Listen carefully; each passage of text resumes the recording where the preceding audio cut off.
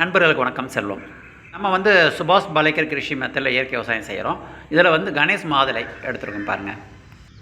இது வந்து தேங்காய் சிரட்டையை வந்து அதாவது பச்சை கற்பூரம் வச்சு நம்ம எரிச்சிருக்கோம்.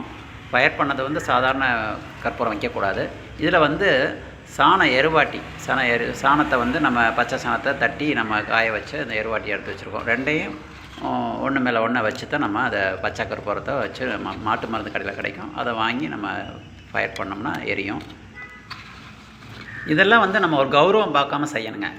காரணம் வந்து நம்ம கிராமத்தில் இருக்கோம், அதனால் ஈஸியாக பண்ண முடியும்னு நினைக்காதீங்க. சிட்டியில் இருக்கவங்களும் தேங்காய் எப்படி இருந்தாலும் வாங்கி அதை உடச்சி இந்த சிரட்டையை வந்து ஃபயர் பண்ணி எடுக்கலாம். அதே போல் இது வந்து ஆரஞ்சு பழம் தோல், இதை வந்து பழத்தை சாப்பிட்டு தோலை எறிவோம். அதே போல் எலுமிச்சம்பழத்தோல் இதை வந்து புழிஞ்சிட்டு தூக்கி எறிஞ்சிடுவோம். இது மாதுளம்பழம் ஏற்கனவே காமிச்சிருக்கேன், அந்த பழத்தை சாப்பிட்டு தோலை எறிவோம். இது வாழைப்பழத்தோல் சாப்பிட்டு எறிவோம். இது எல்லாமே காய வச்சு நீங்கள் வெயில் நல்லா காய வச்சு எடுத்து வச்சுக்கலாம். எடுத்து அரைச்சிருங்க. இடிக்கலாம் முடியாது, நீங்கள் மிக்சியில் சின்ன ஜாரில் போட்டு நல்லா அரைச்சி எடுத்துருங்க. இந்த பொருள் எல்லாமே நம்ம விலை கொடுத்து வாங்கின அவசியமே கிடையாதுங்க. நம்ம அன்றாட வாழ்க்கையில் நம்ம வாங்கி சாப்பிடக்கூடிய பொருள் வேஸ்டேஜ்னு தூக்கிறீங்களோ அதை பூரா சேர்த்து வச்சு காய வச்சுட்டு இதை அரைச்சி எடுத்தாலே நம்ம வீட்டுக்கு தேவையான பல்பொடி நம்மளே உற்பத்தி செஞ்சுக்கலாம்.